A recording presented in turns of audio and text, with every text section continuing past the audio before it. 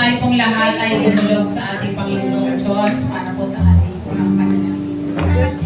Purihin ka, O Diyos, sa mga ito, Panginoon. Lord, we praise you because you are worthy to be praised, O God.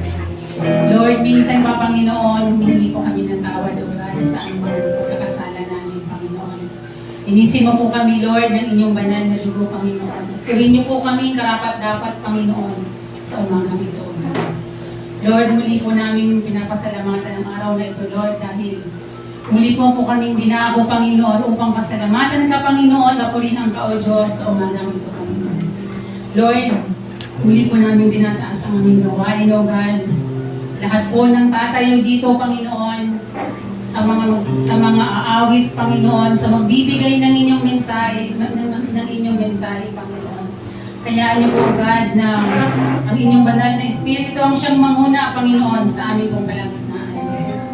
Lord, bigyan niyo po kami ng puso, Panginoon, bukas, Panginoon, at isipan, Panginoon. Kami po na makikinig ng inyong mga salita, O God. Hayaan niyo po, Lord, ang inyong mga salita, Lord, ay mapakinggan po namin, Panginoon. Mga ipamuhay po namin, O God. At lalo higit, Panginoon, maging kalakasan namin, Lord, sa araw-araw ng aming buhay. Lord, dalangin ko po, Ama, na patuloy niyo pong patumayin ang mga wala pa rin dito, Panginoon. Kayo po ang mag-ingat sa kanila, O Diyos. At Lord, dalangin po namin, Panginoon, ang aming pong bayan, Panginoon. Lord, we pray for the world, O God. We pray for our country, Panginoon. Yes. For our community, O Lord. At higit sa lahat, Panginoon, we pray for this congregation, O Lord. Yes. Kaya niyo po, God, na ang pagkakaisa, Panginoon, ang pag-ibig lamang, Panginoon, ang siyang maghari sa amin kung mga puso, Panginoon. Lord, salamat po sa araw na ito. Sa inyo po namin binabalik lahat ng papuri, pagsamba at pasasalamat. Tayo pong lahat ay magsabi ng Amen! Praise the Lord!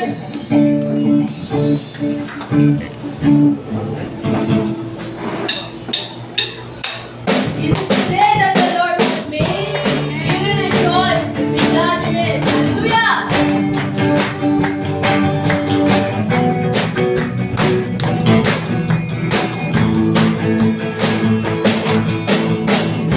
This is the day that the Lord has made. We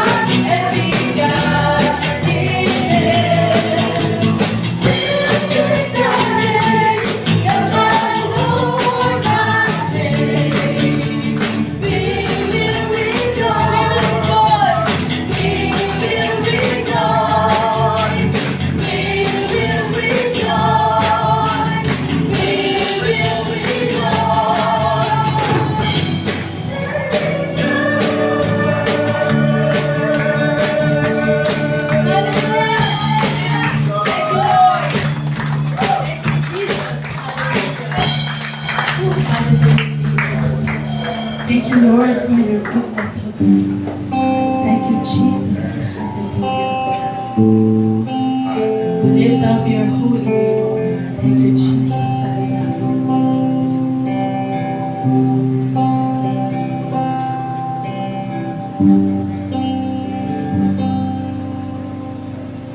The stage is bare tonight. There's no one else, just you and me.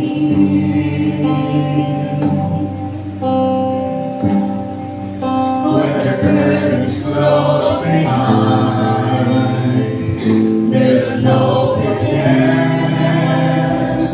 I'm on my knees. I'll lay down my life for the love sacrifice you gave to me. It's all because of you, all because of you. The God alone, righteous and holy. The God alone, faithful and true. The God alone,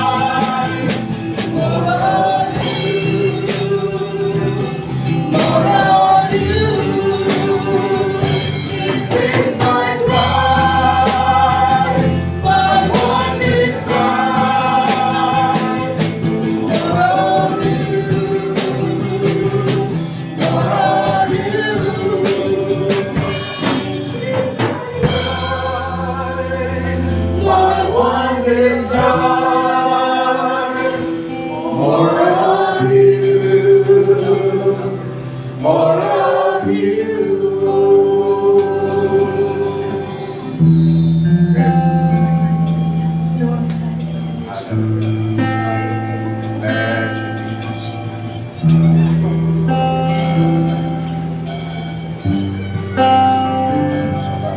Church I know. Hallelujah, Jesus.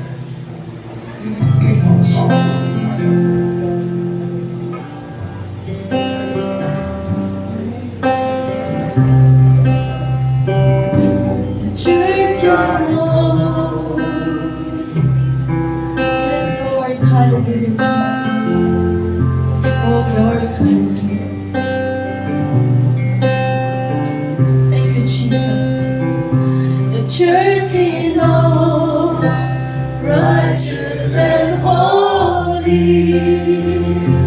The church he knows is faithful and true. The church he knows a tower of refuge. Hearts are healed, Christ reveals.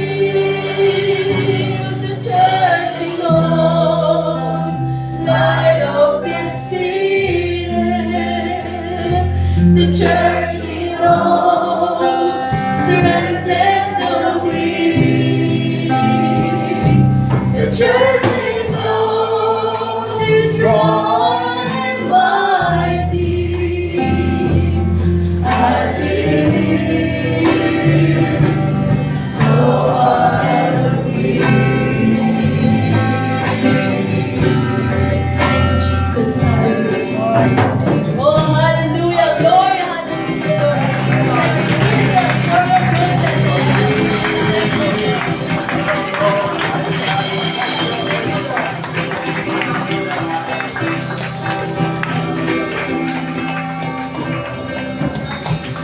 Yes, Lord. The God we know is Yes. faithful and true.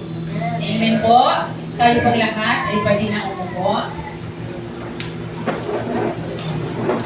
Sige po, ang mga bata po ay pwede na rin umakyat sa taas. Pwede po natin i-occupy yung mga upuan dito sa bandang harap, yung mga bakante po. Alam ko po, tayo po ay handa na muling makinig. Meron po bang bago dito? Oo, sige po. Sa atin pong mga... Dito po, pwede po natin i-occupy po. Sige po, alam ko po na tayo po ay handa na lahat. Tawagin ko na po ang ating putinging pastora, Pastora Sinya Angeles. Palakpakan po natin ang ating Diyos na mga.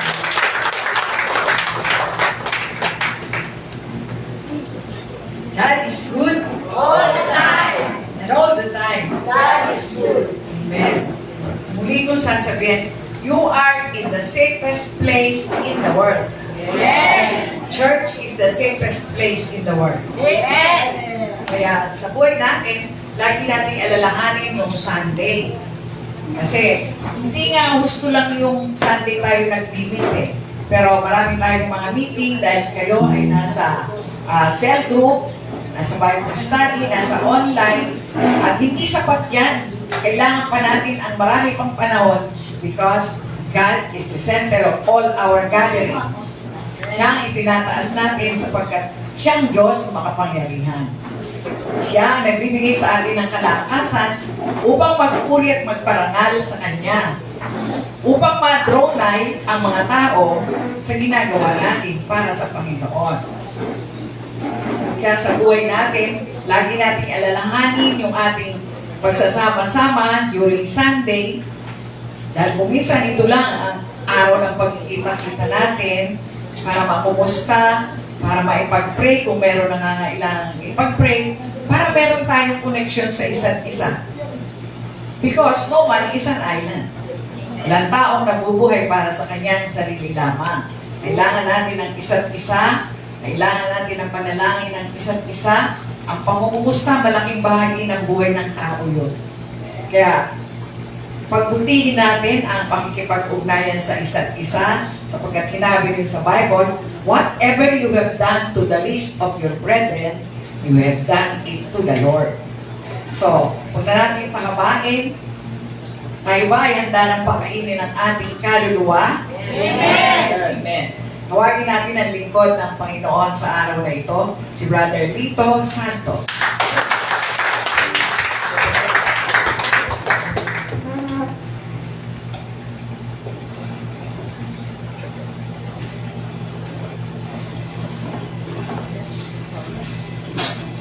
Praise the Lord. Magsitayo po muna ulit tayo lahat at muli po tayo aawit.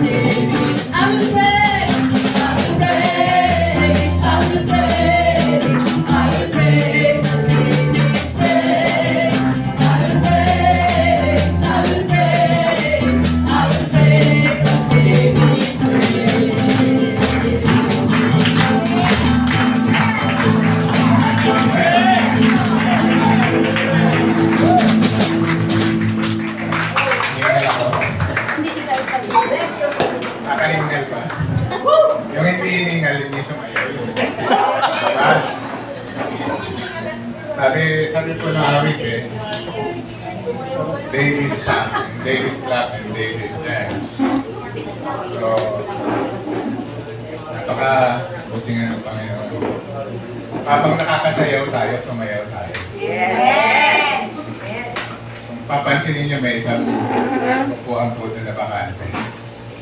Kahit ito pa ang sumayaw, hindi na makakasayaw. Pag-balance po na Mararang family. Nabawasan po ang minutes. Wala na po si Brother Rolando. Tama na rin siya. So, while we are still alive, makapunta tayo sa Panginoon, makaawit sa Panginoon, makapakinig na salita ng Panginoon. Give time for the Lord. Good morning po ulit. Dahil may maganda ang balita, maganda po ang umaga. Sabihin mo sa katabi mo, good ang morning pag nagpupuri at sumasamba. At nakikinig ka ang salita ng Diyos. Sabi nga po ni Pastora, yung mga pader na kasilaban ng highway. Pagka po ang mga Kristiyano, ang mga anak ng Diyos ay nagpupuri, binabasag po ng Panginoon. May mga problema tayo, may mga pinagdadaanan, maraming mga bagay pa na nagbibigay sa atin ng hadlang gaya ng mga pader. Magpuri ka sa Panginoon. At asahan mo, kagaya ng Walls of Jericho, magigiba ang lahat ng ito. Kaya, yung pagpupuri po natin, kasi nakasanayan po natin, kasi ako galing sa Catholic Church. Nakasanayan na natin yung pagka nagpupuri tayo, maawit tayo dun, pero solid lang, di ba? Kaya nung araw na naka-attend ako sa ganitong gawain, nakita ko yung mga tao. Bakit gano'n? Parang maingay, di ba?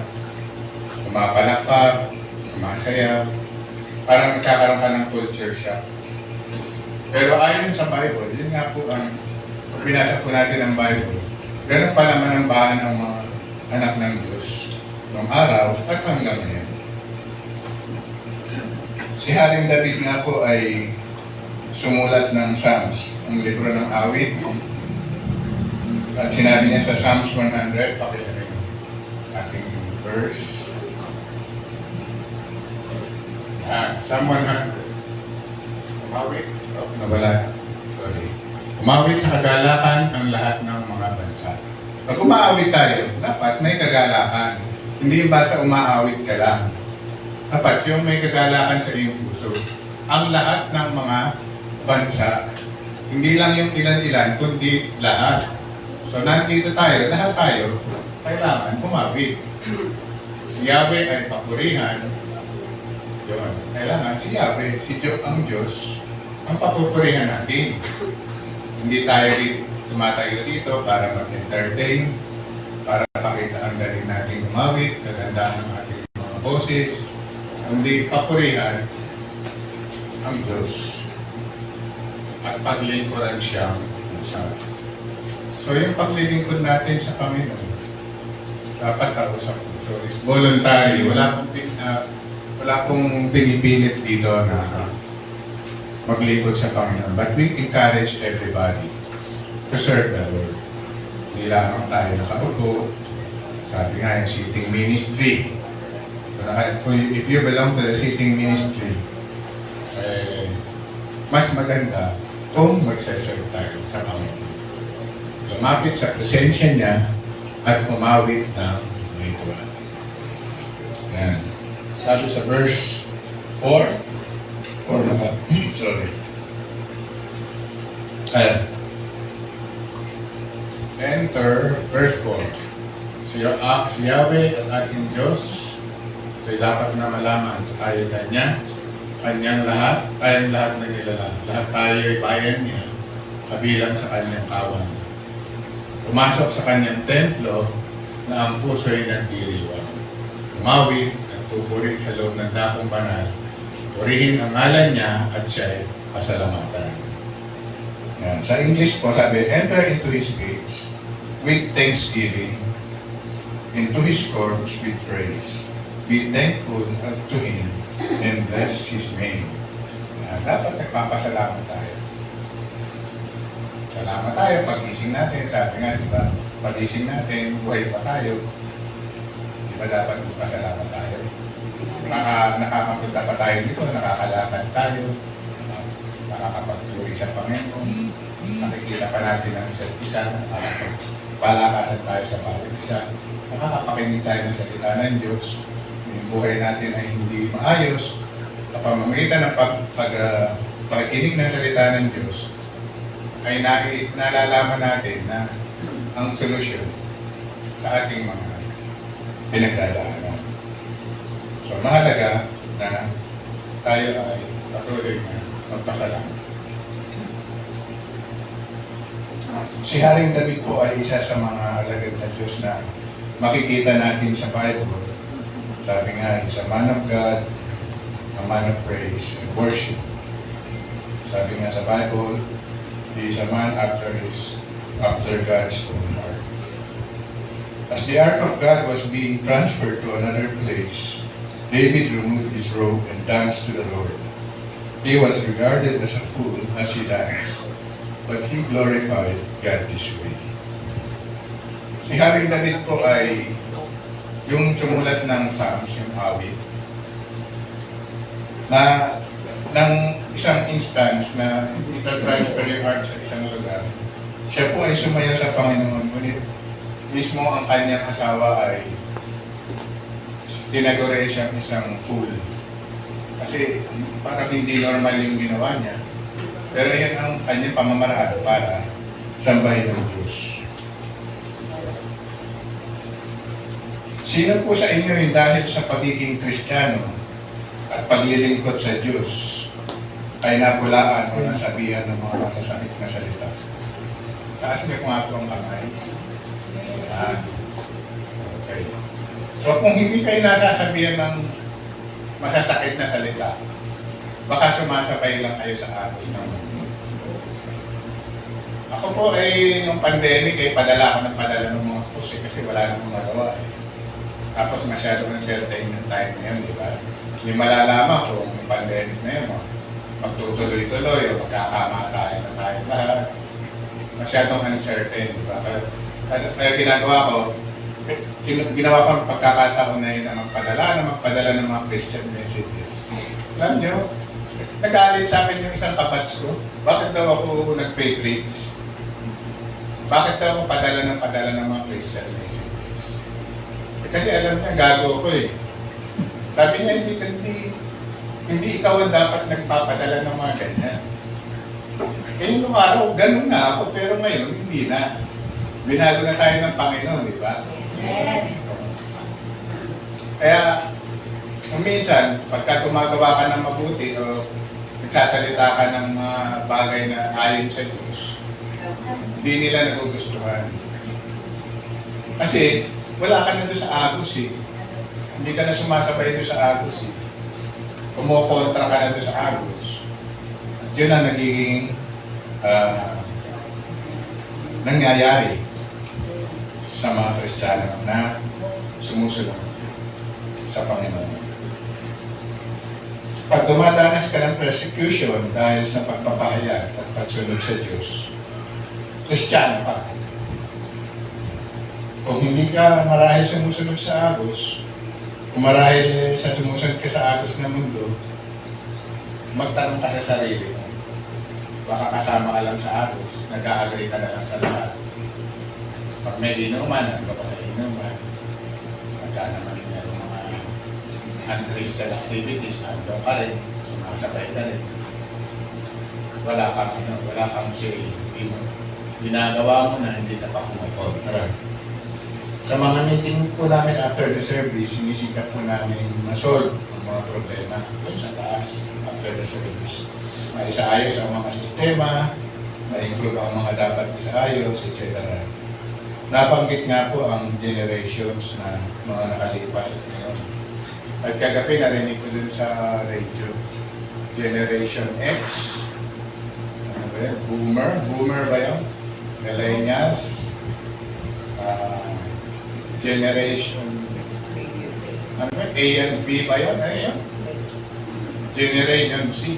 Ang daming generation, di ba? Yes. Sabi nga po, nung nag-uusap kami, ang mga kabataan ngayon, iba na eh. Ang mga kabataan ngayon, iba na. Hindi na kagaya ng araw. Pero sabi ko nga, ang generations kasi, simula pa nung unang panahon pa ni Abraham hanggang ngayon, iba-ibang generation yan. Iba-ibang generation. Pero isa lang din ang bottom line yan eh. Iba-iba lang ang style. So, iba-iba na daw kasi nga ang mga kabataan ngayon. Opo, 1960, pinanganak. Si Pastora po, parang 1940 lang. Yun ang mga boomers. Boomers ka ba, Pastora? Ako kaya, ano? Meron Makalas laggers ako. Yan. maraming bagay na pinibig. Ang tao kasi, isa lang ang bottom line eh.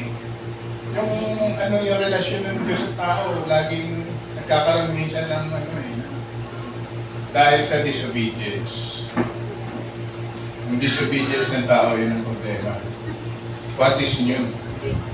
Ano man generation ka nang galing, ang generation ka, what is new? Since time immemorial, change is always constant. Nagbabago yan, nagbabago. Yung panahon nga namin, hindi naman ganito pantalan eh. Bell bottom.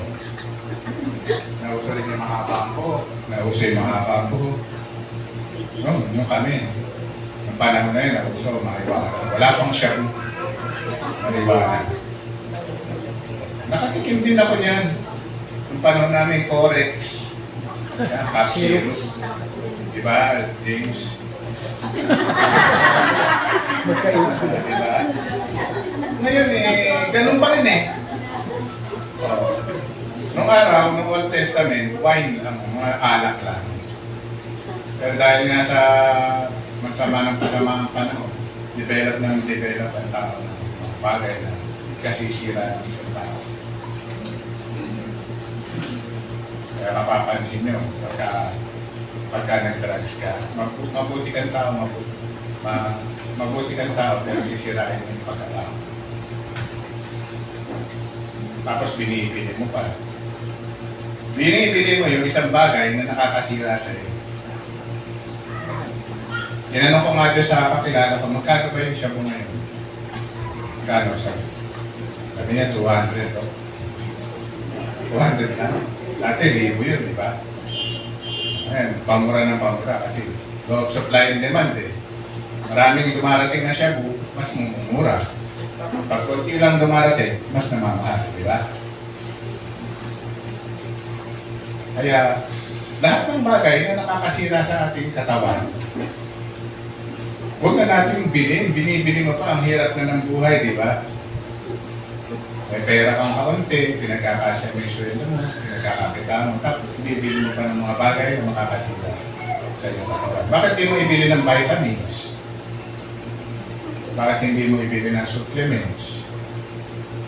Bili mo ng pineapple juice. Bili mo ng pagkain ng mga anak mo, gatas. Ang problema, pagka kasi addict na, anong priority niya, yung shabu. Isa pa, nung nag-uusap kami ng mga kapats ko sa high school, nagkwekwentuhan tungkol yung mga unang panahon. Noong araw pala, marijuana. Ngayon, ano yung pangalan ng marijuana ngayon? Nalimutan ko. Push. Ayun, push. Hindi ko alam yun, no? Push. Ano yun? Push. Sabi ng isa, ikaw pare, anong tinitake mo ngayon? Push. Ano yun? Sabi ko, ano yun? Push. Marijuana, pero lang imported. Ano. Bakit? Sabi ko. Kasi wala naman masyadong supply ng marijuana dito. Kaya ini-import nila. Ang tawag nila, push.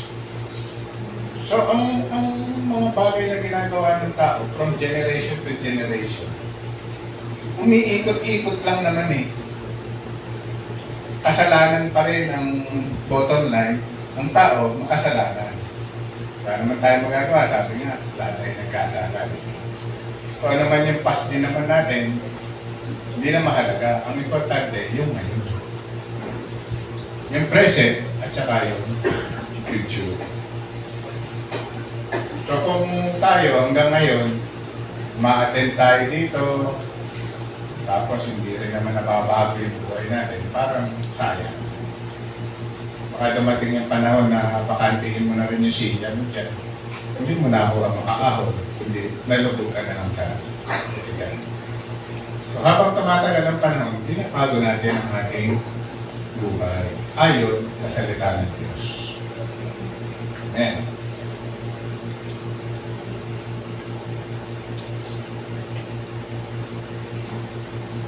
Sabi nga, iba-ibang style na, but it boils down to the same thing. Obedience and disobedience. Love of God and rebellion. Mahal ka sa Diyos o ikaw ay against sa Diyos. Pag gumagawa ka ng ayon sa Diyos, hinamahal mo siya. Pagka ikaw naman ay hindi gumagawa ayon sa kagustuhan ng Diyos, you are in rebellion against God. Matthew 12:30. Meron ba tayong verse? Matthew 12:30. Ang hindi tabi sa akin, sabi niya, ay laban sa akin. At ang hindi tumutulong sa akin, pagtitipon, ay nagkakalat. Yan. Paano mo yung katabi mo? Nagkakalat ka ba o nagtitipon? Yan.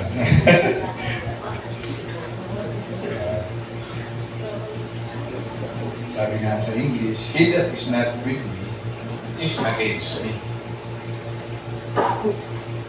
Yan.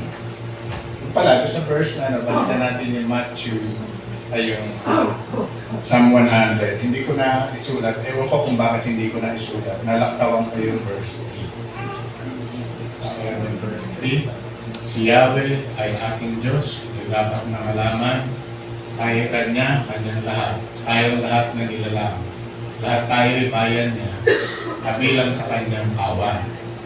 Pumasok sa templo na ang puso'y nagdiriwang. Mahawig ng pupuri sa loob ng dakong banal. Purihin ang ngalan niya at siya ay kasalamatan. Nasa yun yung verse 3, si Yahweh ay ating Diyos. Ito'y dapat na malaman. Yung Diyos dapat daw malaman natin. Tayo'y kanya, kanya lahat. Tayong lahat na nilalang. Okay.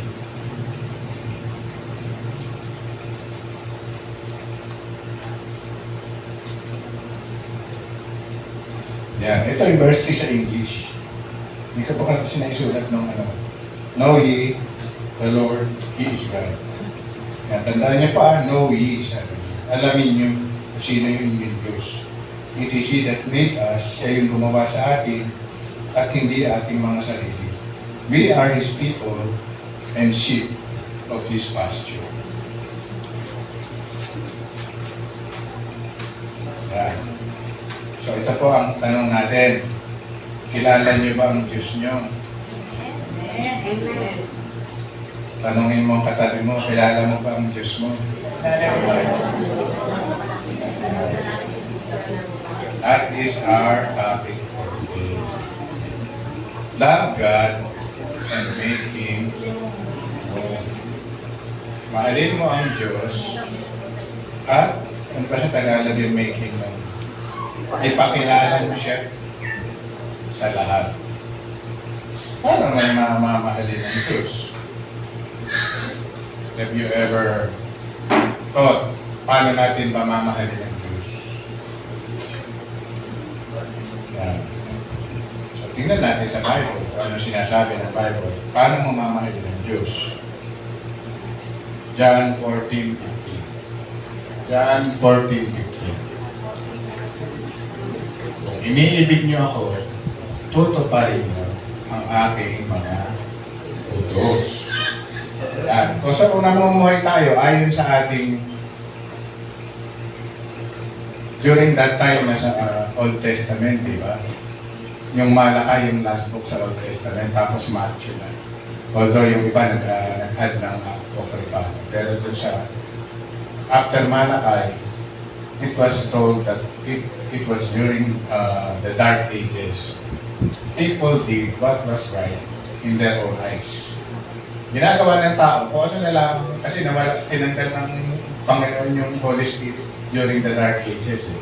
From Malakay to Matthew, bago mag-Matthew. People did what was right in their own eyes. Ang ginagawa ng tao, kung ano na lang yung sa tingin niya, tama, yun na lang ginagawa niya. Wala na siya, hindi na niya binabase kung ano yung gusto ng Diyos, kung ano yung pag-utos ng Diyos. Sa tingin niya, tama, gaya ng mga tao ngayon, hanggang ngayon, ganun pa rin. Yung mga maraming mga asosasyon ngayon na sinasabi nila na ang salita ng Diyos ay hindi raw totoo. At ito ay kung naniniwala man sila, partial lang, o ay binabalakot nila ayon sa kanilang kagustuhan. So if you love me, keep my commandments. Liban pa sa 10 na commandments. Maraming commandments yan pag binasa natin ang Bible. But it does not mean that our salvation is based on obedience of the commandments. Ang commandments ay ibinigay ng Diyos para magkaroon ng order. For God is a God of order. Para magkaroon ng kaayusan, ang Diyos ay nagbigay ng mga batas para ang buhay ng tao ay maging maayos. Hindi yung binigay ng Diyos para tayo pahirapan o para hindi maging maganda ang takbo ng buhay natin. Kundi it's the opposite. Gusto ng Diyos maging maayos ang buhay ng bawat isa sa atin. Kaya binigyan tayo ng mga batas.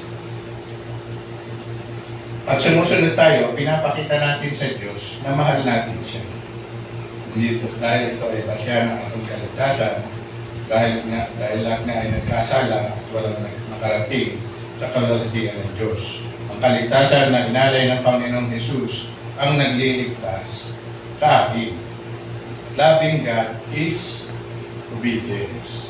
Alam niyo na ba kung ano ibig sabihin ng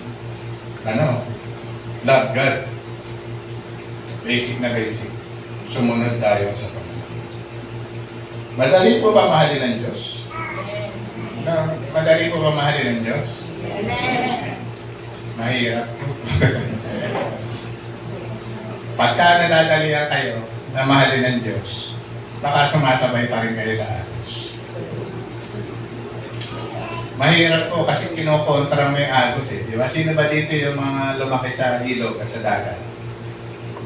Ako po, pagka nag-outing kami, pumunta kami sa dagat, minsan ang lakas ng alon, di ba? Sinisikat kong labanan yung alon, dinadala pa rin ako sa pampang eh. Mahirap po sa Agos. Yung Agos kasi ng mundo, hindi naman yung ng Diyos eh. Yung Agos ng mundo natin, nakaayon sa ng kaaway eh. Di ba? Kaya pagka naglilingkod ka o nag-Kristiyano ka, lumalabang ka sa Agos ng buhay eh. Hindi madali ang magmahal sa Diyos. Kasi nga po, kontra ka sa Agos.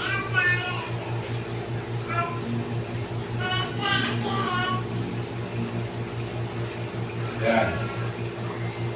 Sabi nga, make Him known. Paano natin, yan, sabi sa pinag-uusapan natin. Pag-uusapan natin, make Him known. Nung nasa Saudi nga pa ako, di ba, sabi ko sa inyo nung minsan, meron akong assistant na Pakistani. Very curious siya, lahat ng tinatanong niya sa akin. Kasi alam niya Christian ako. Sinasagot ko. Sabi nga niya, ako lang daw ang isang Christian na nakausap niya na nakakasagot sa lahat ng tanong niya. Ayon sa Christianity. So ginawa ko nga po, binigyan ko siya ng isang ganito. Isang ganito lang po. Tomorrow, sabi ko, I'll give you a short message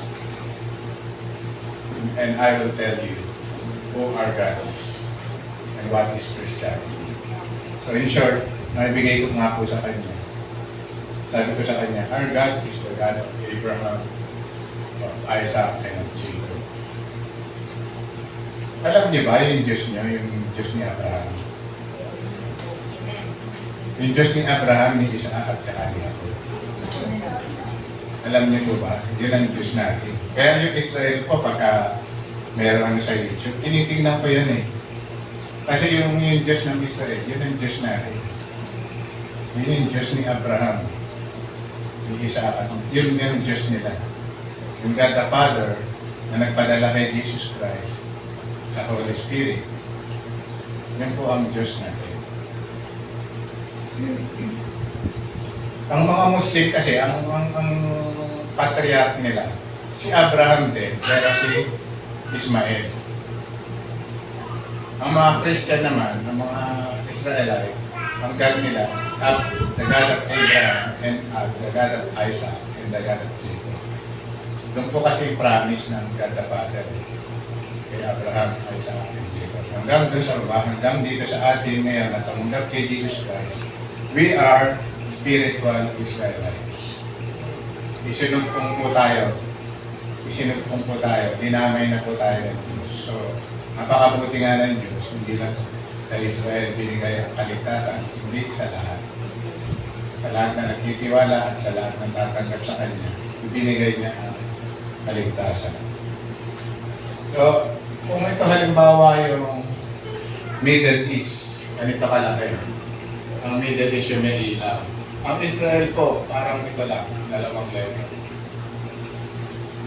Ito lahat to, Middle East yan. Puro Muslim countries. Nakita niyo ba history ng Israel? Kung ano ang pakikitungo ng Diyos sa Israel? Lahat ito nakapag-ikot dito na Middle East, pinagtulong-tulungan niya. Pinagtulong-tulungan yung ganito kaliit hanggang ngayon.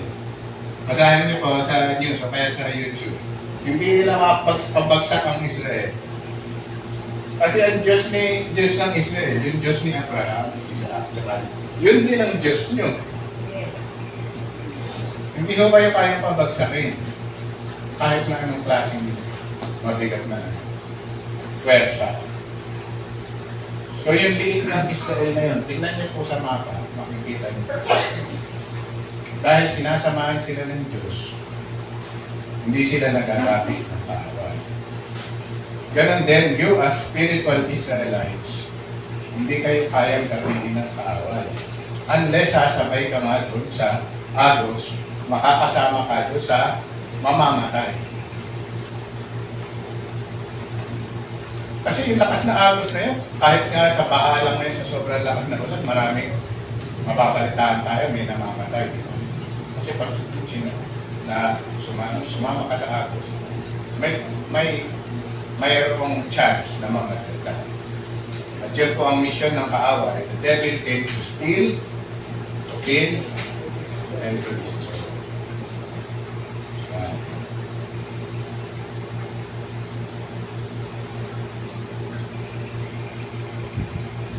Yan. So, kilala mo ba ang God of the Bible? Kailangan yung God natin, yung God of the Bible, according to the Bible. Kasi maraming Diyos eh. Maraming lumalabas na Diyos, tapos meron pang lalabas na i-claim na siya na Diyos. Diba? Dapat aware tayo. Kilala mo ba ang God of the Bible? Kilala mo ba ang God the Father? Kilala mo ba ang God the Son? Kilala mo ba ang God the Holy Spirit? Nung last month, meron pong mga kumakatok sa bahay, di ba? Pagka sa bahay kayo, minsan may kumakatok. Tapos may dalang payo, may dalang bag. Diba?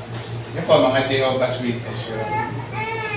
So, mahangarin ako sa kanila kasi masipag sila, ikot. Talagang nag-evangelize. Hindi naman ako nagbukas ng gate namin kasi may aso kami na nakagat. Doon lang ako sa bintana, sabi ko, binok sa bintana, hindi ko naman sila listener. Tapos sabi niya, nag-o-offer lang po kami ng Bible study, pwede po kayo pumunta. Sabi ko, Christian ako eh. Okay naman ito, ganyan sabi. Sabi ko, pagka may Bible study kayo malapit dito, meron ba kayo Bible study malapit? Hindi, sabi, ipapasya ako, sabi ko. Tapos sabi niya sa akin, punta ko kayo, gano'n. Sabi ko, kaya lang, walang problema, mukhang hindi tayo magkakasundo eh. Kasi Christian ako, Jehovah kayo. Kayo ba ako nire-recognize si Jesus Christ as God?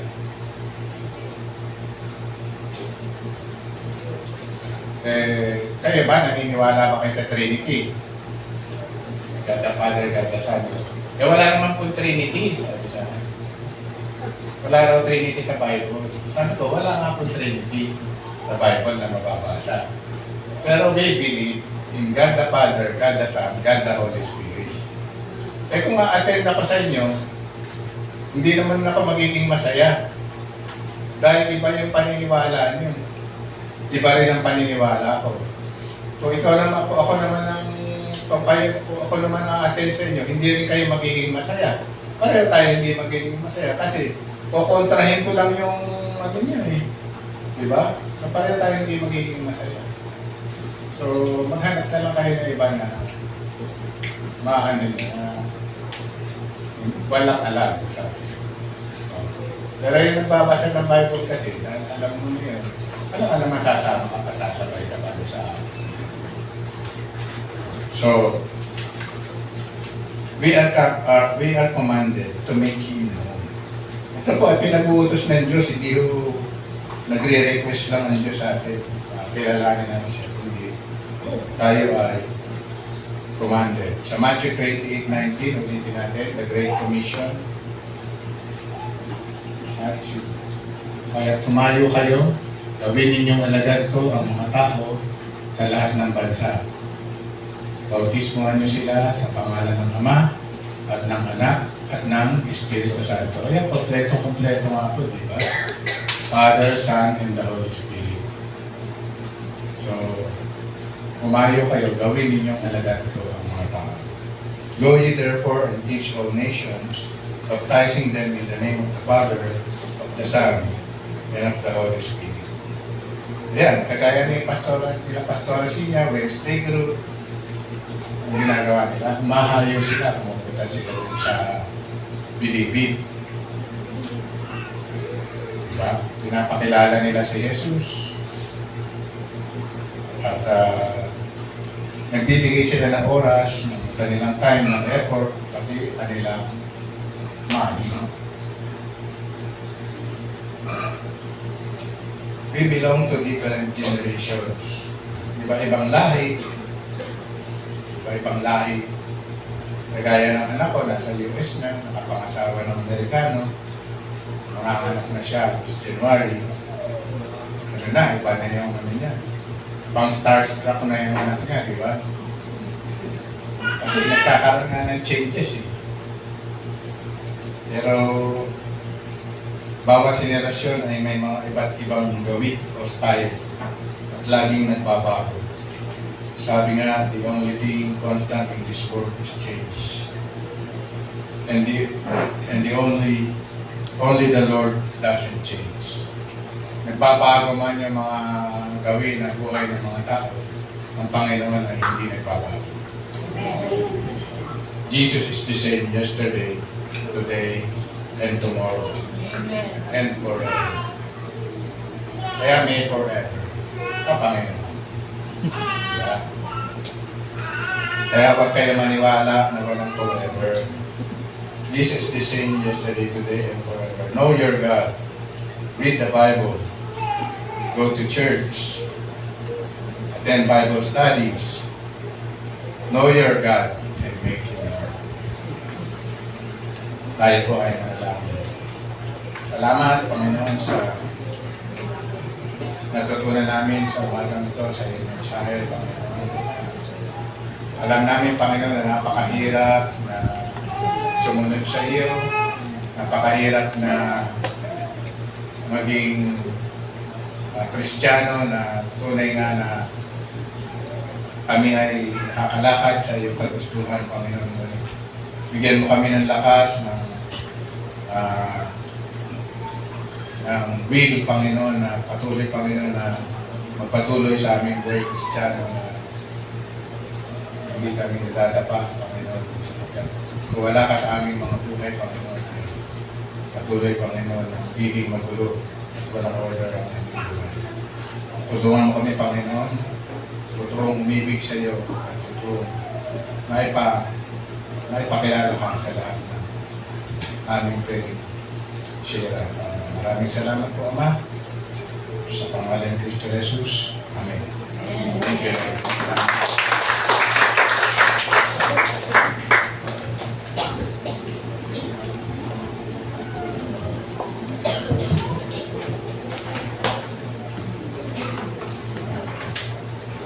Amen. Naunawaan po ba natin ang mensahe? Amen. Napakaganda po, di ba, para sa ating lahat yun. Na God God and make Him known. Ito po ang vision natin sa kapanahonan na ito. Ipakilala ang Panginoong Jesus sa mga tao na hindi pa natin nakikilala.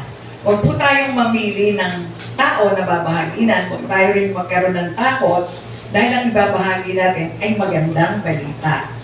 Although, marami ang mga nag-o-oppose dahil iba ang kanilang paniniwala, pero God is good all the time in our lives.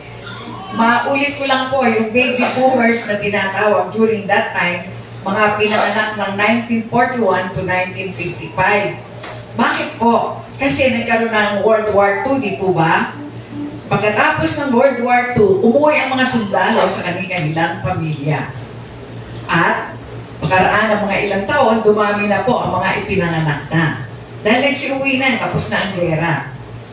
So, nagkaroon ng mga baby boomers. Yung po ang panahon na napakaraming isinilang na sangkol pagkatapos ng gera. Kaya yung pong stage na yun ay tinatawag ng mga baby boomers. So, sa kapanahonan ngayon, sabi po natin, tayo ay mga anak ng Diyos. Na kung paano ikaw ay anak ng iyong magulang, sinusunod mo sila. Pero tayo ay sinusunod natin ang alituntunin na ibinibigay ng Panginoon. Dahil ikaw nga ay anak ng Diyos. Kung hindi ka sumusunod, di ba, susunodin mo ba yung kapitbahay mo na nag-uutos sa'yo at hindi mo susundin yung tatay mo na nag-uutos sa'yo? Siyempre, susundin mo yung tatay mo. Hindi ka susunod sa kasino mang tao na mag-uutos sa'yo. Ang susundin mo yung tatay mo. Pero tayo, tinatawag ng mga anak ng Diyos dahil ibinigay natin ang ating buhay, tinanggap natin siya bilang Panginoon at sariling tagapagligtas at naniwala tayo sa Bible na kanyang ibinigay na love letters para sa kanyang mga anak. Kaya kailangan binabasa po natin yon. Hindi lang tayo nakikinig during Sunday, kailangan po meron din tayong supporting message na nakukuha sa Biblia. Yun mismo ang salita ng Diyos na iniwan niya sa mga tao, sa mga taong tumanggap sa Kanya. At sa lahat ng tao po. Pero yung ibang reliyon, sabi ni Brother Lito, namimili lang sila ng kanilang pinaniniwalaan. Pero yung pong Biblia ay kumpleto yun. That is the Word of God. It is inspired by the Holy Spirit. Kinasiyan po yung banal na Espiritu ang kanyang mga salita. At sinasamahan niya ito, at ito ay binigay niya para sa atin, para magamit natin sa buhay na ito.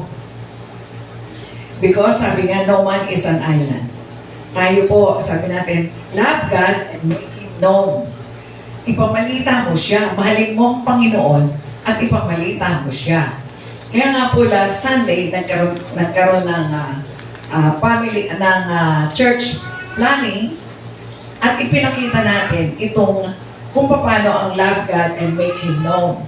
Ang kausap po doon ay ang mga leader at ang mga ilang member ng kanilang grupo para hindi lamang po yung leader ang nag-i-explain. Maaaring meron siyang makalimutan pero nandoon ang kanyang assistant para suportahan yung mga ibinabalita ng kanilang mga leader. Kaya nga po, sa buhay natin ngayon, sa pamamagitan ng small group na meron kayo, di po ba meron tayong online Bible studies, online cell group kung meron po kayo noon. Maliliit na grupo. Dito po tayo lumalago sa pamamagitan ng pagsasama-sama ng ilang grupo lamang. Bakit po? Kapag kayo ay 5 lang or higit pa rin ng konti, nagkakaroon ng intimate relationship. Nagkakaroon ng pagkakakilala, pagiging intimate relationship na may problema ka, pwede natin pag-usapan. Sa cell group po, unang-una, walang lumalabas na pinag-usapan. Alam niyo po ba yon? Yung pinag-usapan namin sa cell group dito, walang pwedeng ilabas. Pero hindi po ganun ang nangyayari po minsan. Merong mga tao na natutuwa na ibalita sa iba. Hindi po maganda yon. So, sa loob ng cell group, sabi natin, walang utangan para wala pong awayan.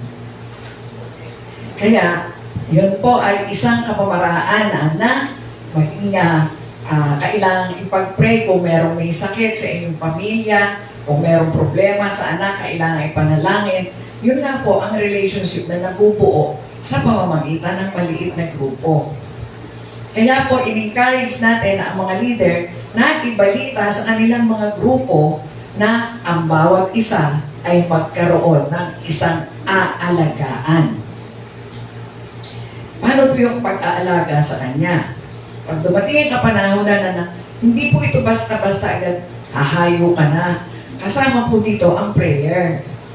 Kaya nga meron din tayo kung minsan prayer and fasting. Dahil ang pinagpe-pray natin, hindi tayo. Ikaw nakakalapit ka na sa Panginoon. Ang ipagpe-pray natin, yung iba. Kasama po doon ang tao na babaginan mo na magandang balita. Ipagpe-pray mo siya ng ilang linggo. Hindi agad-agad na sinabi ngayon tapos pupunta ka na. Hindi po. Kailangan ito ang paghahanda.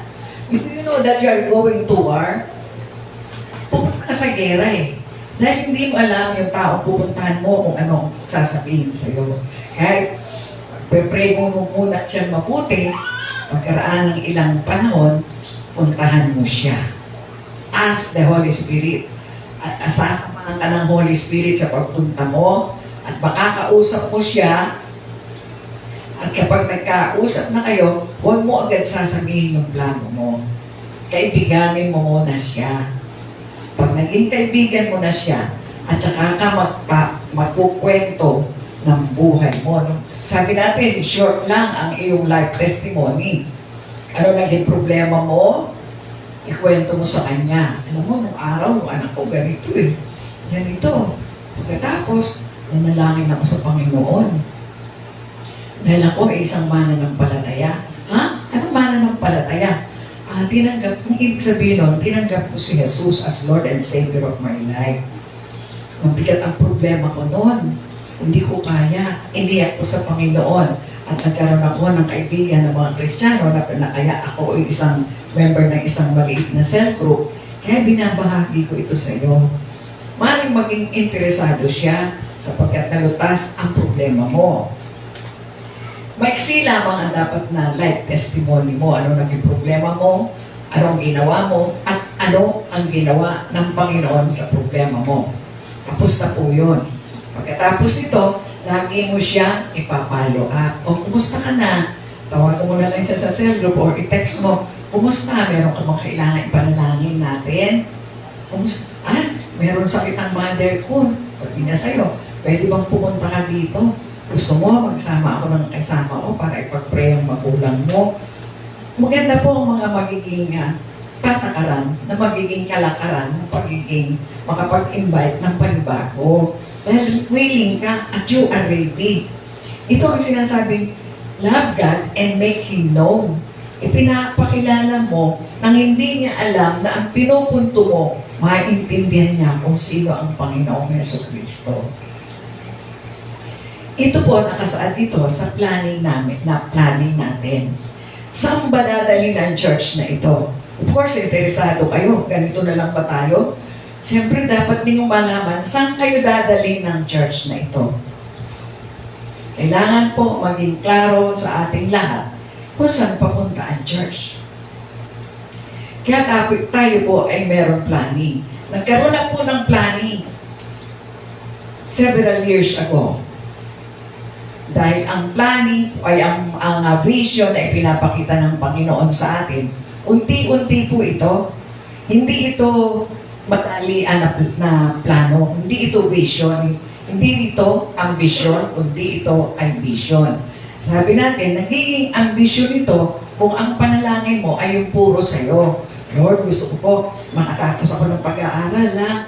Pagkatapos magkaroon ako ng trabaho, ha? Pagkatapos magkaroon na po ako ng pamilya, pagkatapos po magkaanak na po ako, ha? Kanino yung pinanalangin mo? Di ba puro sa'yo? Ambition mo kasi yan. Asan ang parte ng Panginoon doon? Sabi kanina, love God with all your heart, with all your soul, with all your mind. Yan dapat na maging priority. Sekundaryo na lang ang iba pa. Siya ang pangunahing bigyan natin ng pansin sa buhay na ito. Sabi natin, time is running out in our lives. Tumatanda tayo, nagkakaedad tayo, nagkakaroon ng panghihina, nagkakaroon ng panlalabo ang paningin, nanghihina ang tenga, na yung paglalakad, bumabagal na. Kailan pa? Habang nandito pa tayo, sabi ni Brother Lito, habang nandito ka pa, you have all the chances to do the work. Kaya mo pa, habang nandito ka pa. Huwag kang mawala sa mundong ito na hindi mo nagawa yung pinapagawa ng Panginoon. Ito ang pagkakataon. Now is the accepted time. Laging, kita nyo ang Bible, laging present tense. Kasi walang sinisino yan, lahat ng panahon. Now is the accepted time. Now is the day of salvation. Laging nakalagay po yun sa Bible. Kaya tayo, bilang mga manggagawa, member ng anong grupo kayo, kung kayo ay member ng elder, ng young adults, ng young people, ng young professional, must be our priority. Na magampanan po natin yung pinapagawa ng Panginoon. Hallelujah. Kaya po, ini-encourage namin kayo sapagkat ibababa ito ng mga leader ninyo.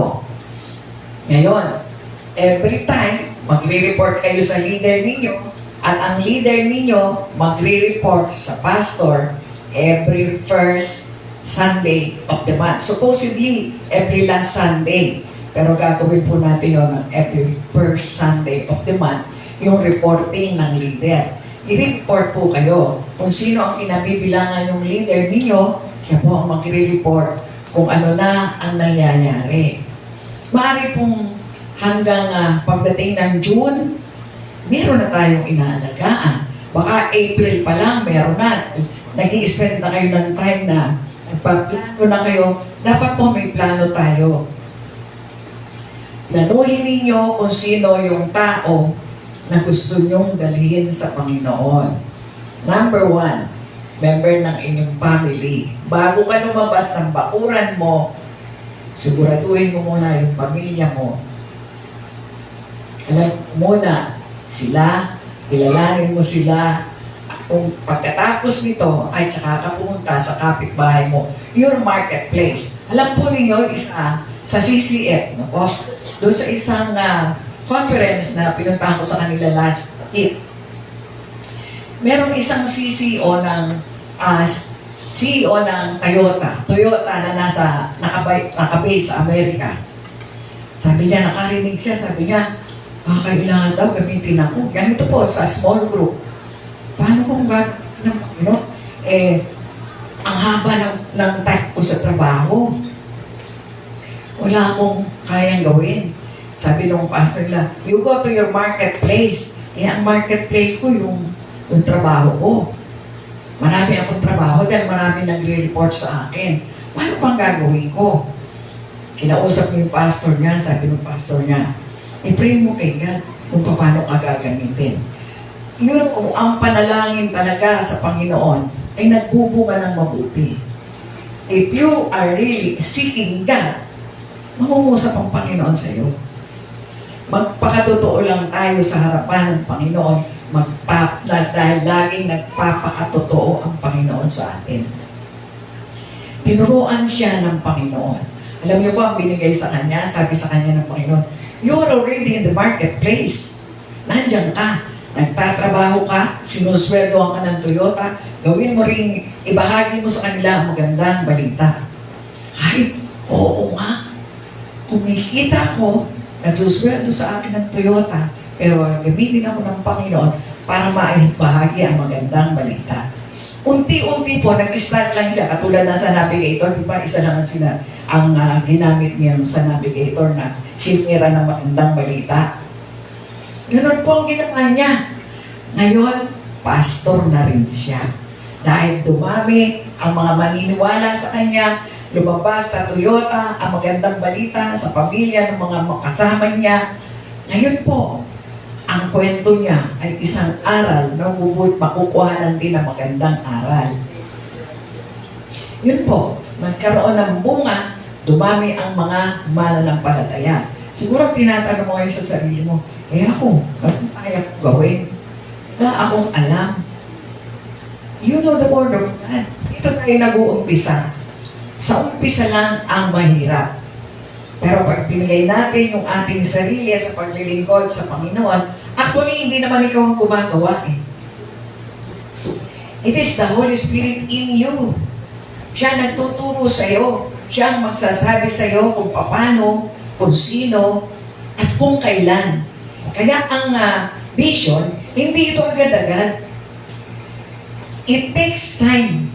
Diba? Sinabi ko na nga last week, si William Wilberforce, nanalangin na ang lahat ng mga kinukuhang slave sa Amerika.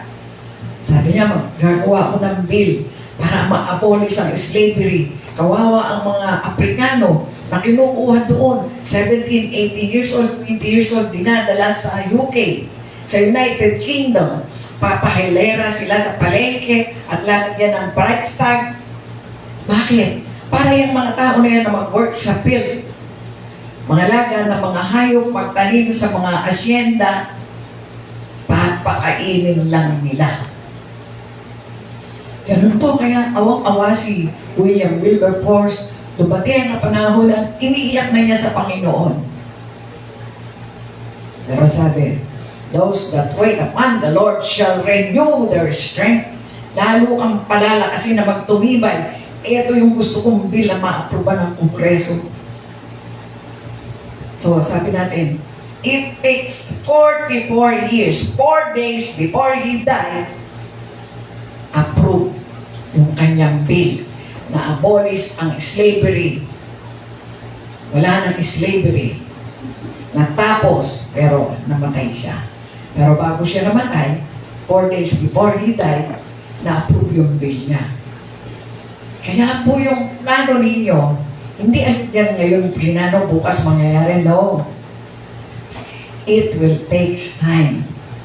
Pero ngayon pa lang, magplano ka na, sabihin mo sa Panginoon yung kalooban niya, ang masunod, hindi yung sa atin, hindi yung sa iyo. Kaya nga sinabi ng Panginoon, di ba? Maghasik ka ng bini. Bini is the seed, no? Ihasik mo yung bini sa lupa, tutubo yan. Hindi mo ginagalaw. Tutubo, mag-i-sprout siya doon, at mabubuhay siya. Bakit? Kasi yung lupa na tinamaan ng seed na tinanim mo, ay magandang lupa. Church grow like the seed. May kondisyon ng church para lumago ito. Sabi natin, tama ba yung lupa na kinalalagyan ng church ninyo? Tama ba? Yung lupa na tinatayuan ng church, maganda ba ang kondisyon doon sa church na yon? Sabi gano'n, ang mga leader ng church, hindi dapat nagpo-focus sa ministry lang. Hindi lang ministry. Kailangan dito ang pagtuturo sa kanilang miniministiran. Halimbawa, ministry ba ang magandang example? Halimbawa, ang mga prayer warrior, meron silang ministry. Ano bang pinag-uusapan nila sa prayer warrior? Kailangan po, hindi yung sarili niyo ang pinag-uusapan at hindi yung sarili niyo ang pinapanalangin ninyo. Ang unang pinapanalangin ay yung gawain ng Panginoon. Dito nagkakaroon ng pagtubo ang seed. No? Hindi mo diniligan, naaarawan siya, meron siyang sunlight, tubig, tumutubo siya. Ganun, church, kung mabuti ang kondisyon, kung mabuti ang mga leader na nandoon, na patuloy silang nagtuturo doon sa kanilang nasasakupan, lalago ang church. Hindi lang yung ministry ang pinamamahalaan mo, marami tayong mga ginagawa, mga ganito, ganon. Para dito yon, para sa church, para sa congregation yon. How about those things for the Lord? Bigay natin yun para sa Panginoon. Hindi lang yung, kailangan ayusin natin maganda yung church, ayusin natin yung kakantay natin, ayusin natin ang ganito. Ito yung nakikita natin. Pero yung spiritual matters ng buhay natin na para sa Panginoon, pag-igihin natin. Make our leaders enabled to do the work. Turuan natin silang sumunod sa alituntunin na ibinibigay natin na nanggaling sa Panginoon. Masunod nila ang gawain para tayo ay umahon. Kung hindi man na tama pa ang kapanahon na natin ngayon, leaders don't focus on doing the ministry themselves, but in equipping, enabling, empowering your members. Paano mangyayari yun? Kailangan, nag-a-attend tayo ng mentoring. Nag-a-attend yung leader natin ang magtuturo sa atin, ibababa at nakukuha sa mentoring. Yun po, para kayo ay maging karapat-dapat. May-equip kayo. Maintindihan ninyo kung ano ang trabaho as a cell member. Unti-unti po darating lahat ng mga bagay na ito. Kaya po, yung linggo para sa Panginoon. Kung ari po, wag natin absenan ito. Sabi po, diba, don't forget na maging magkakasama-sama tayo dito. Nakikita natin ang isa't isa, nakukumusta. Pero kung nasa online ka lang, kahit nakapajama ka, kahit kumakain ka, sabi mo naman, nakaka-attend naman ako. Yun nga. Pero, asan ang paghahanda mo para sa Panginoon? Sabi ko, kahit naka-short ka lang, kumakain ka, nakikinig ka. No. Mas maganda yung nakikita-kita tayo. Mas maganda yung nagsasama-sama tayo. Dahil ang pagdidisipulo ay isang malaking bagay para sa Panginoon. Hindi tayo nagdidisipulo agad. Ang ginagawa muna natin ay pag-iibanghelyo. Pag-iibanghelyo para sa mga bago. Nag-i-evangelize tayo dahil ipinakipakilala lang natin muna ang Panginoon. At i-empower natin sila sa pamamagitan ng pagtuturo or training na meron para sila ay matuto. Tulong-tulong tayo dito. Halimbawa sa 2 Timothy 2:2. Ano sinasabi sa 2 Timothy 2:2? Pakilagay po. 2 Timothy 2:2. And the words that you heard from me,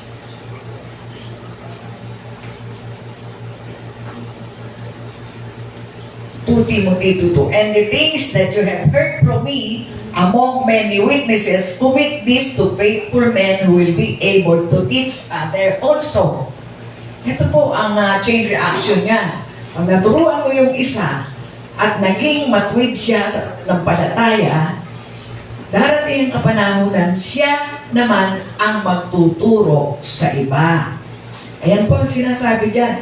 Yung mga bagay na narinig mo sa akin sa pamamagitan ng maraming tagapakinig, commit them, ituro mo ito sa mga tapat na tao na sa darating na kapanahunan, sila naman ang magtuturo nito. Yun po ang gusto ng Panginoon. Na tayo ang magsimula. Mahirap lang magsimula, pero mahirap lang po ang umpisa, pero kapag nag-umpisa ka na, madali na po ang mga susunod pa. Laging mahirap yung mag-umpisa lang. Kaya, gawin po natin ito. Gawin natin patakaran sa buhay natin. Yung mga naririnig natin itinuturo sa atin, yun ang ibabahagi mo kung ikaw ay meron ng ini-evangelize. Meron ka ng isang kaluluwa na inaalagaan. O hindi po ito biglaan unti-unti para maunawaan niyan mabuti.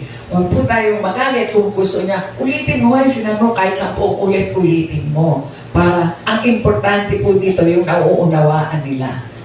Naiintindihan nila. Kasi kung marami na nga, mahaba na ngayon nasabi mo, pero wala naman siyang makuha dahil mabilis ang pagtuturo mo, unti-unti lang po. Mag-umpisa kayo sa letter A, tapos B, tapos C. Unti-unti lang po.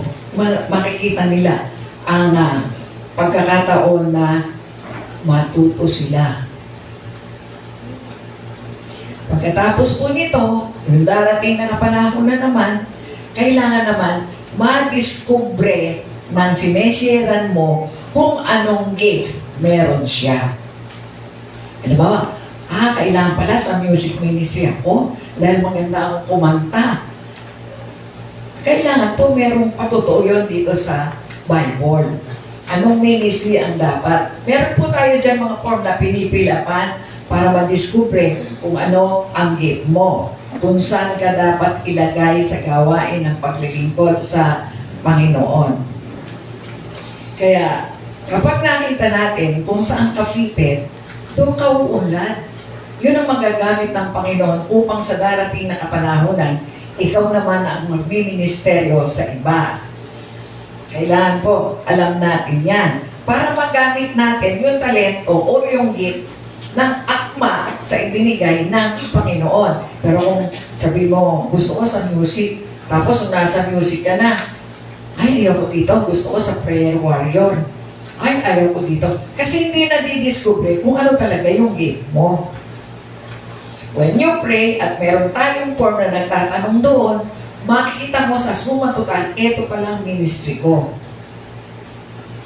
Alam niyo po ba, yung mga ginamit ng Panginoon ng mga kapanahonan na yun, mga mahihinang tao. Mga mahihinang tao, bakit pinili ng Panginoon ang mga hamak na mga mangingisda? Mga amoy isda yan, amoy lumot. Pero ba't yan ang ginamit ng Panginoon? Hindi tinawag ang mga abogado, ang mga Pareseyo, ang mga Saduseyo. Malapit ang puso ng Panginoon sa mga mapagpakumbaba. At sa mga pastor, sinabi natin, ang pinakamahirap na trabaho ng mga kapanahon na yon ay ang pagpapastol. Pangangalaga ng mga tupa. Yan ang pinakamahirap na trabaho. Ang pangingisda, napakahirap din. Dahil lagi sila sa laot, sunog ang balat, laging nabibilad. Kumisan, kulang yung dala nilang pagkain, pero mahirap ang makauwi agad. Dahil malayo yung kanilang, yung dagat na kinalalagyan nila, nauubusan sila ng pagkain, nauubusan ng inumin, tapos nasusunog ang balat nila, tapos darating ang panahon, walang huli. Yan ang tinawag ng Panginoon. Kaya huwag tayong mamimili ng tao. Basta ipanalangin natin sa Panginoon kung sino ang gusto niya na bahagi na natin ng magandang balita. Because discipleship is the ultimate objective of preaching the word. Ito pong pinakahuling bahagi para marating at makarating ang magandang balita sa buong mundo sa pamamagitan ng pagdidisipulo. Pero bago tayo maging disipulo, mag-uumpisa lang muna tayo sa pag-iibanghelyo. Yan po ang kalakaran ng buhay natin sa mundong ito. Ang kaligtasan is free. Salvation is free. But discipleship costs everything you have. Buhay mo, lakas mo, ibibigay mo sa Panginoon. Kina natin si Pablo, pumupunta sa iba't ibang lugar. Pag pumasok siya sa ibang lugar, mag-a-assign siya doon ng isang tao. Bahala ka, pangalagaan mo ang mga tupang ito. Next, iwanan na siya. Sa susunod, pupunta na naman si Pablo sa ibang lugar at babahagi na naman ang magandang balita upang ang mga taong pinili doon ang maghayo naman maghatid ng magandang balita. Magtatalaga na naman siya ng isang tao. Ikaw ang mamamahala sa kongregasyon na ito. Aalis na ako, pangalagaan mo, darating ang panahon, bibisitahin ko rin kayo. Ganun ang ginagawa ng mga disipulo ng mga panahon na yun. Pero sa atin, sa panahon ngayon, lumagay tayo sa simula. Lumagay tayo sa gusto ng Panginoon na ma-involve tayo sa Word of God in a continuing basis. Malagay tayo sa kapanahunan na yan. Sa pangangalaga ng banal na Espiritu sa tuloy-tuloy na pag-aaral ng kanyang mga salita. So, ang church sa kapanahonan ito ay dadalhin tayo. Sabi natin, dalawang eternal life ang pupunta ng tao. Eternal life with the presence of the Lord Jesus Christ, or eternal in the hell with damnation. Away ng Panginoon. Sabi natin, ang tao ngayon ay punong-puno na ng worldview. Ang mundo ang nagpapatakbo. Sabi nga ni Brother Lito, kung sumasama ka sa Agos, hindi ka tumatalima sa utos ng Panginoon. Love not the world, sabi ng Panginoon, di ba? Nasa world pa rin tayo ngayon. Pero ang namamayani sa mundo ngayon, ang word. Sabi natin, ang Generation Z, nakikita natin ang takbo, marahas, madaling makipag-away, simbolyo ng damdamin, kaya ang daming teenage pregnancy. Di ba? Alam niyo yon? Tumami. High school pa lang, second year, third year, high school. Anong trabaho mo pupuntahan yan? It leads to pagdagdag sa poverty ng Pilipinas. Dagdag yan sa mga mahihirap, dumadami ang mahihirap. Bakit? Anong trabaho makukuha ng third year high school, second year high school na lalaki? Hindi magpipiyon siya. Alam niyo ba yung piyon? Ha? Hindi, alam mo sa helper sa construction. Yun. Mahirap na trabaho yun. Pero, sa panahon ngayon, patuloy ang pagtawag ng Panginoon sa atin.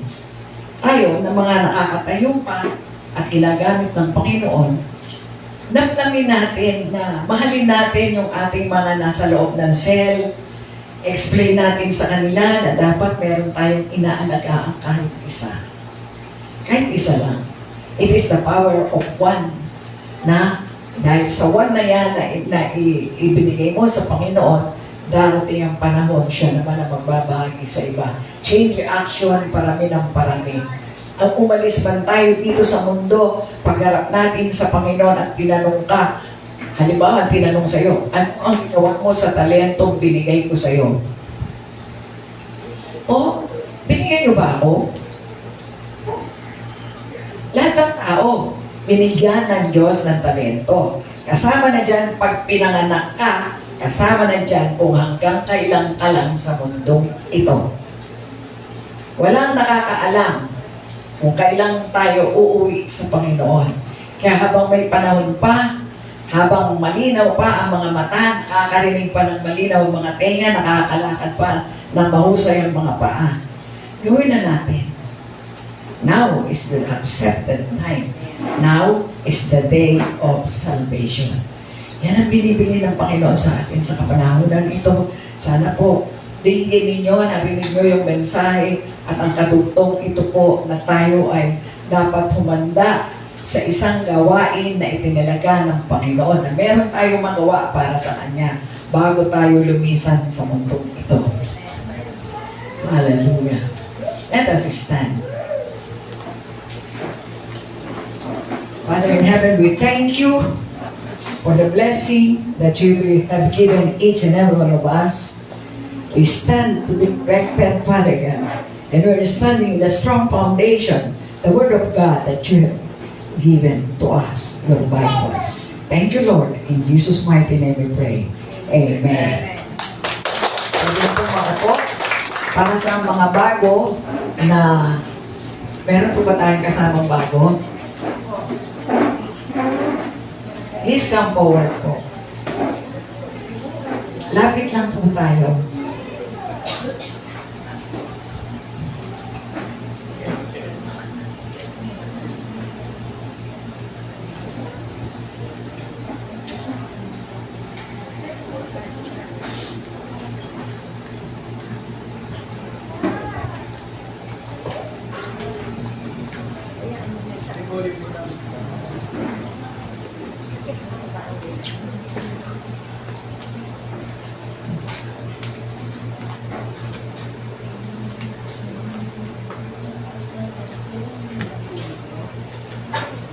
Please, sadya.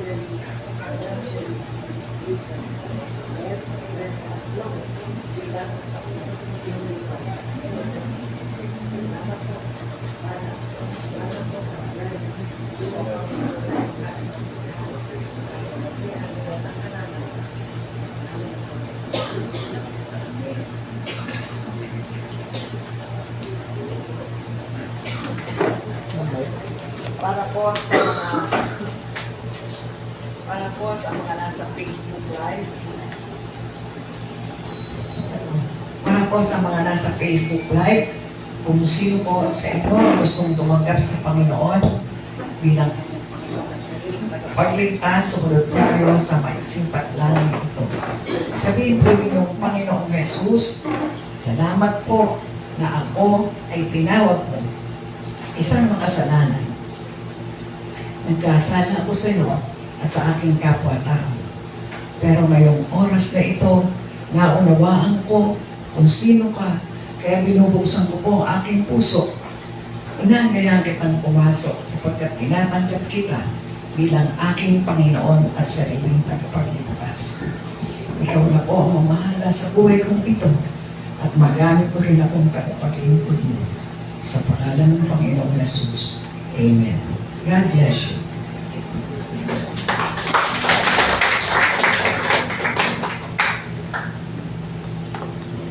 Praise God. Salamat po sa mensahe.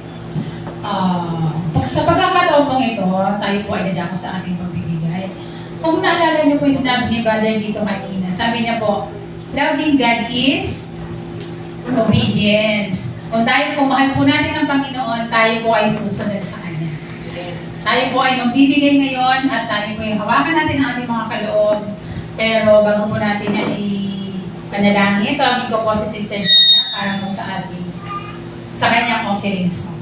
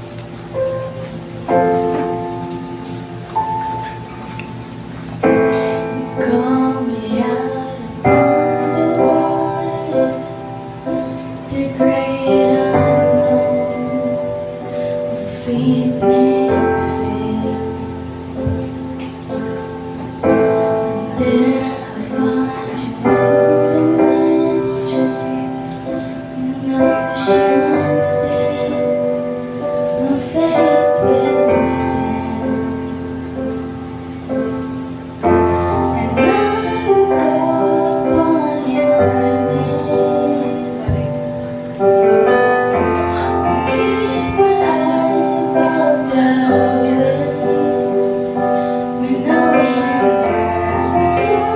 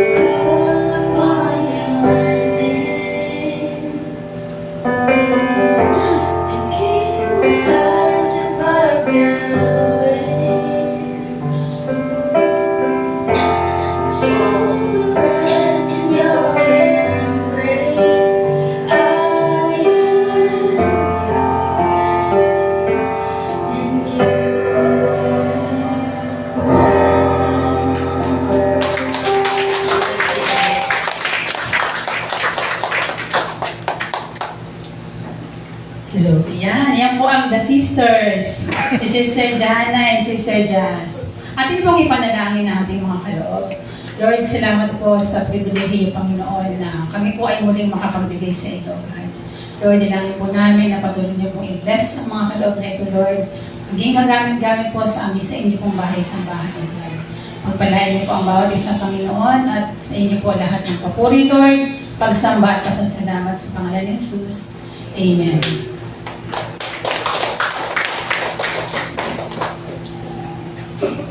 Para po sa ating mga announcement, patuloy po namin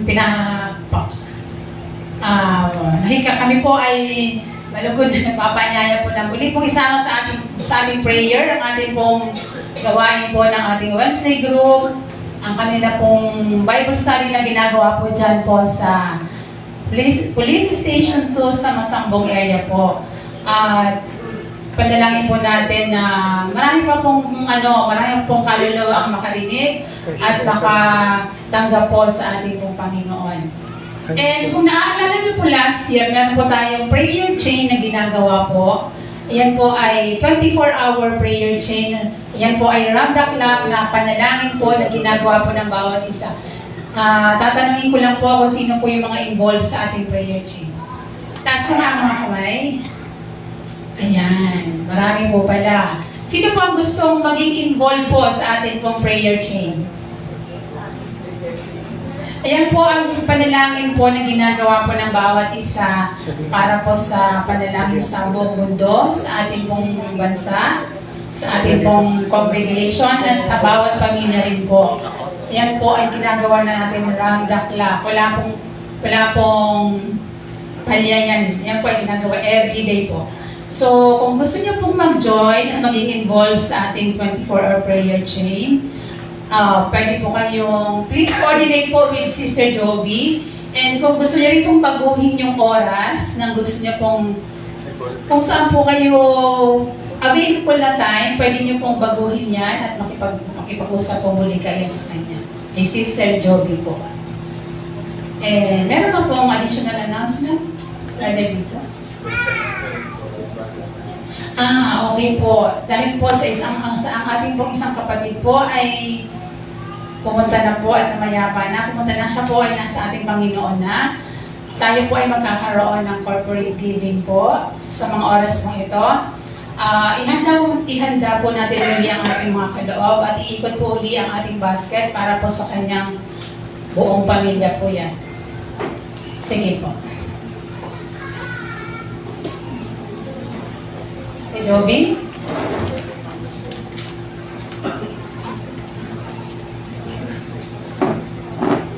Sige po, iikot po yung ating basket. Meron pa po bang mga additional announcement, Ate Santa? Wala na po? Sige po.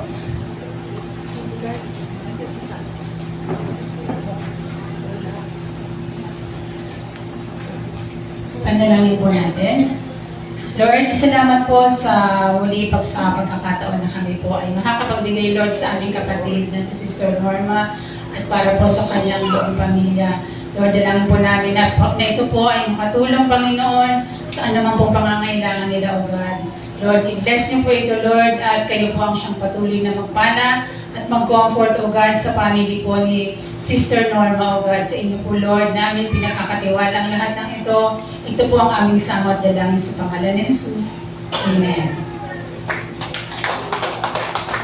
Sige po, tayo po lahat ay tumayo at tawagin ko na po ang ating professionals para po sa kanilang song.